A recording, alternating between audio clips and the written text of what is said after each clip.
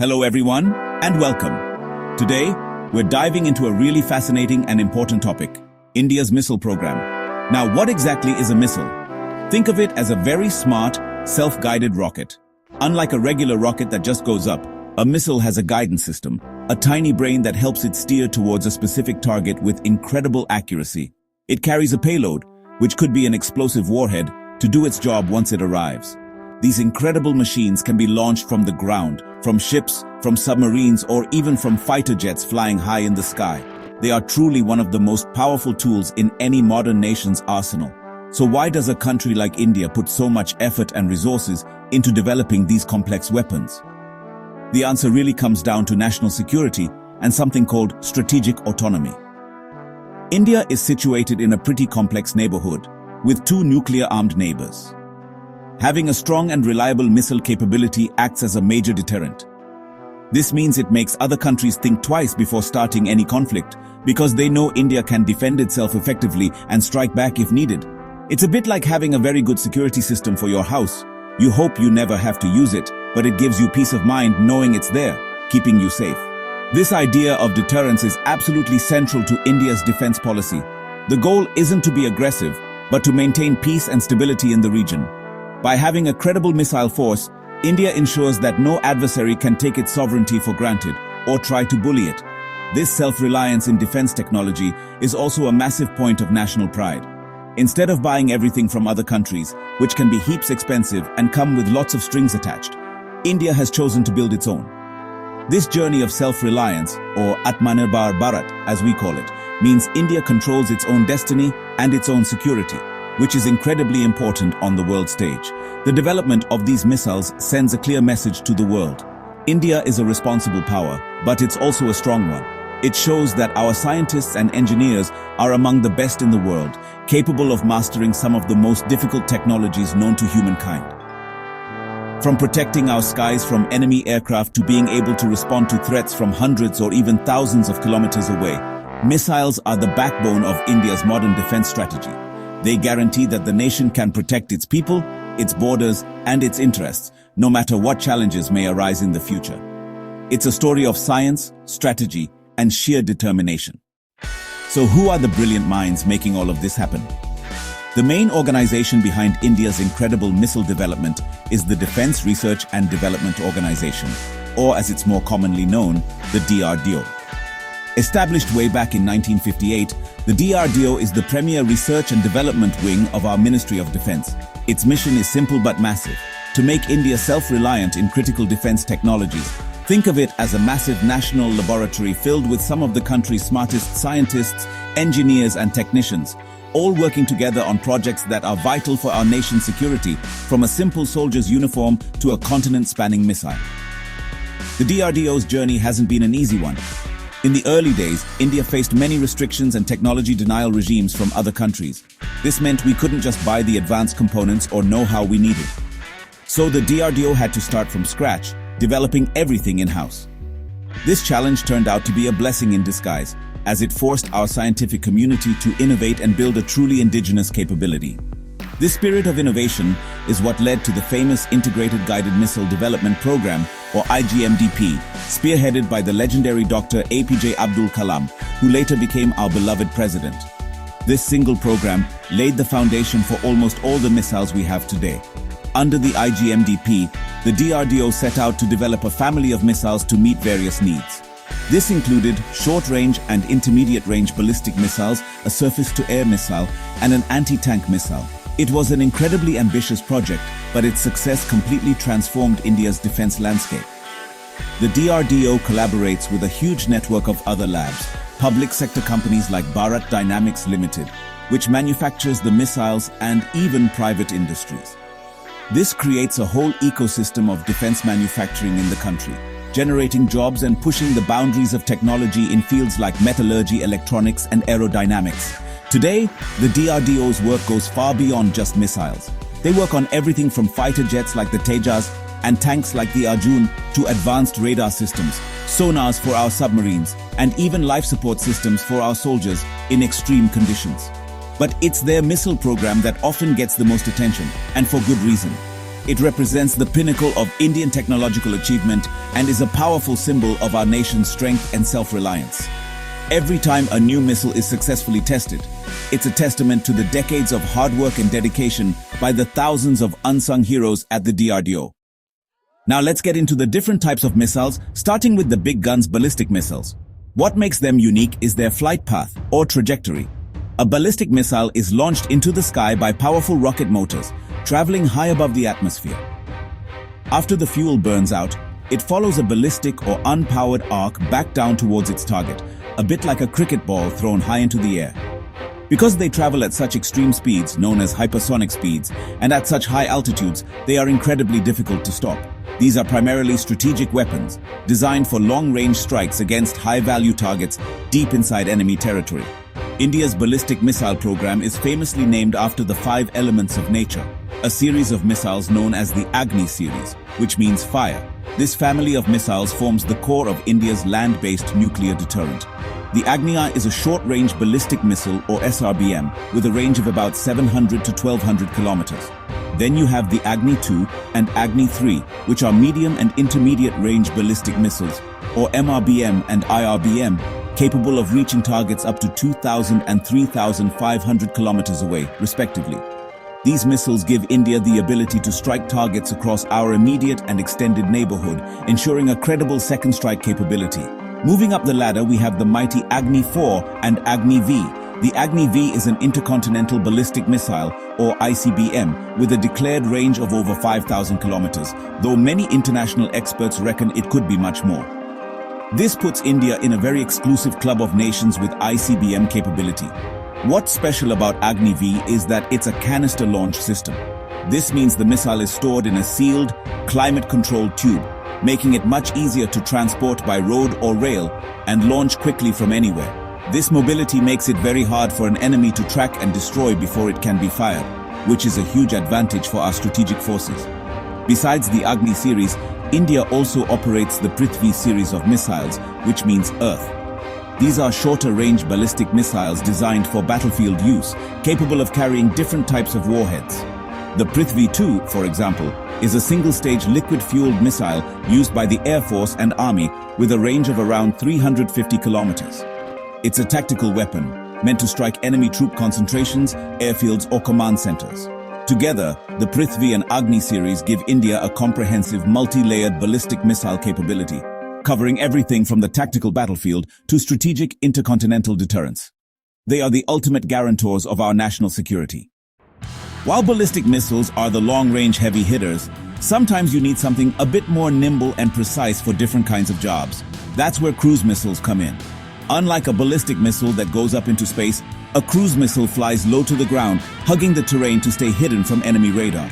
Think of it as a small, pilotless jet aircraft. It uses a jet engine for propulsion and wings for lift, flying its entire journey within the atmosphere. Because they are so hard to detect, they are perfect for surgical strikes against well-defended targets like command bunkers, radar stations, or warships. India's most famous cruise missile is the incredible BrahMos. This is a joint venture between India's DRDO and Russia's NPO Mashinostroyenia, and its name is a combination of the Brahmaputra and Moskva rivers. BrahMos is a supersonic cruise missile, meaning it travels faster than the speed of sound, at about Mach 3. This incredible speed gives the target very little time to react, making it one of the deadliest cruise missiles in the world. What's more, it's incredibly versatile. BrahMos can be launched from ships, submarines, aircraft, and land-based mobile launchers, making it a true tri-service weapon that can be used by the Army, Navy, and Air Force. Now let's talk about the weapons used in aerial dogfights, air-to-air missiles, or AAMs.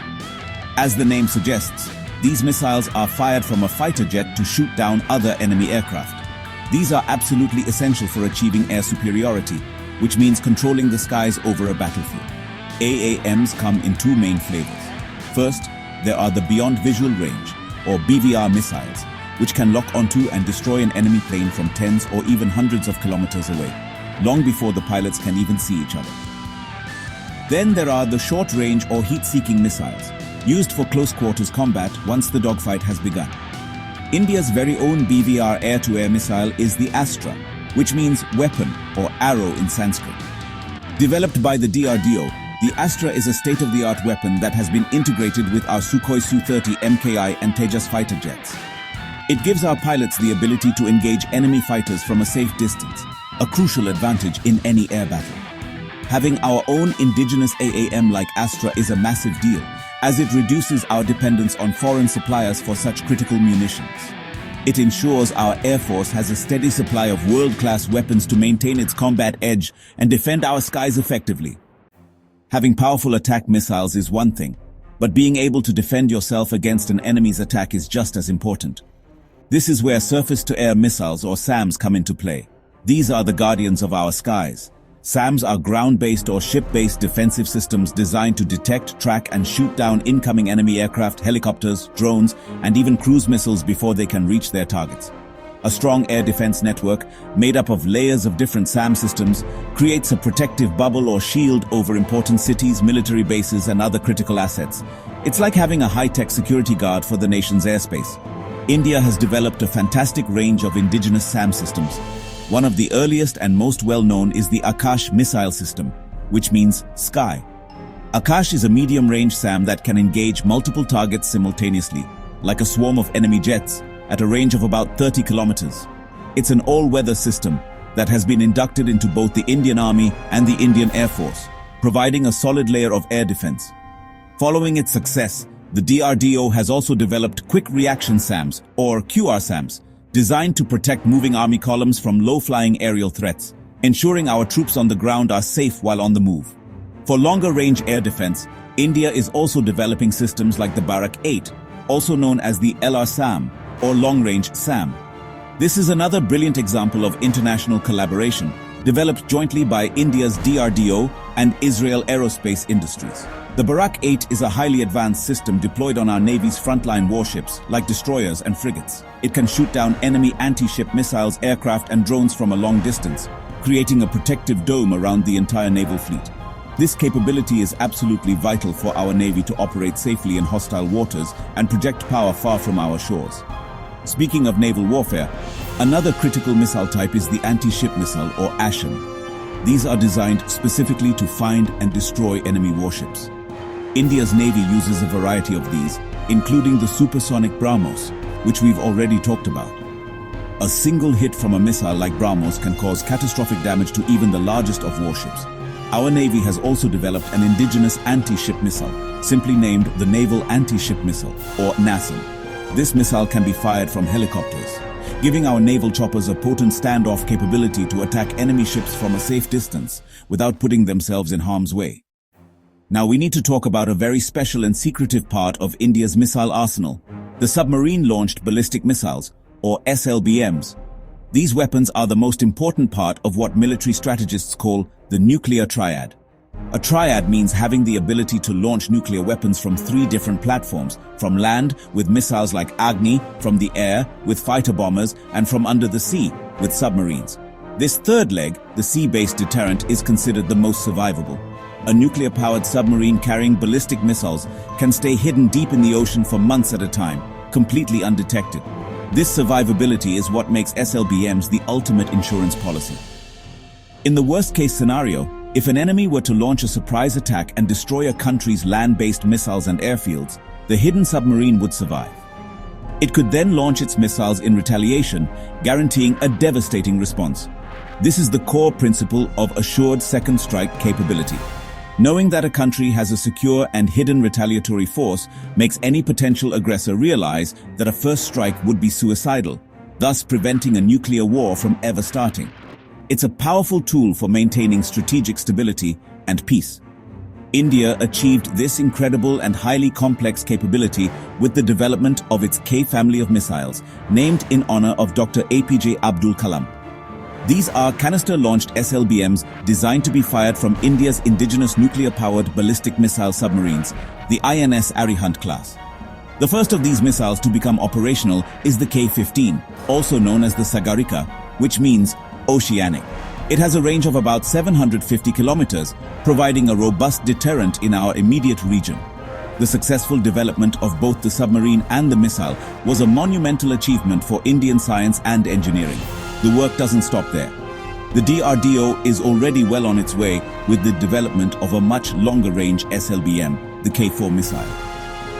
The K4 has a range of around 3,500 kilometers, which significantly extends the reach of our undersea deterrent.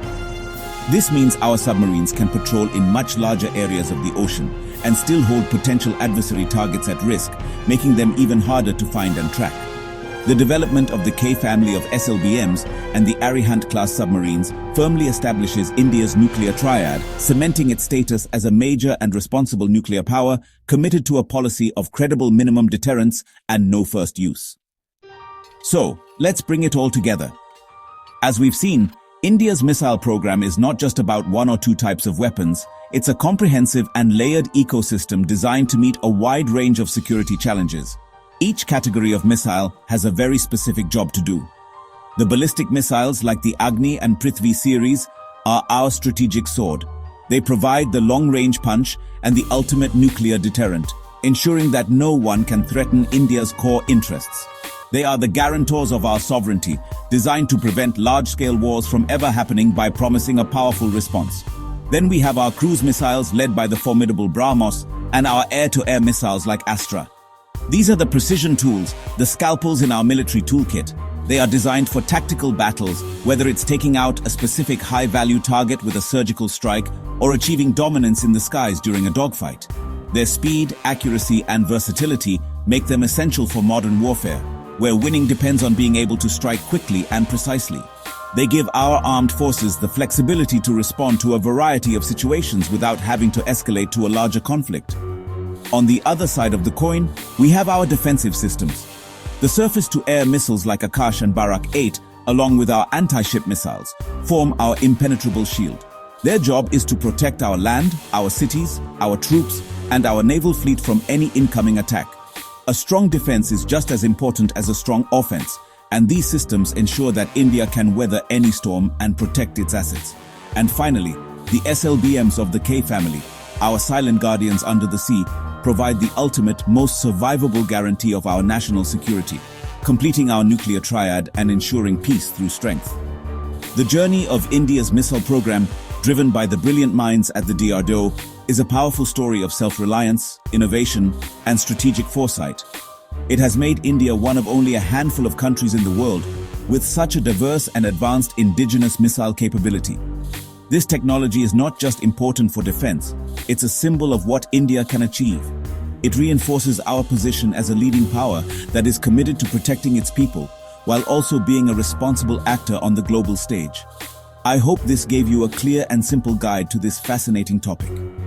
For more deep dives into the world of defense and technology, make sure to follow our channel. Thanks for watching.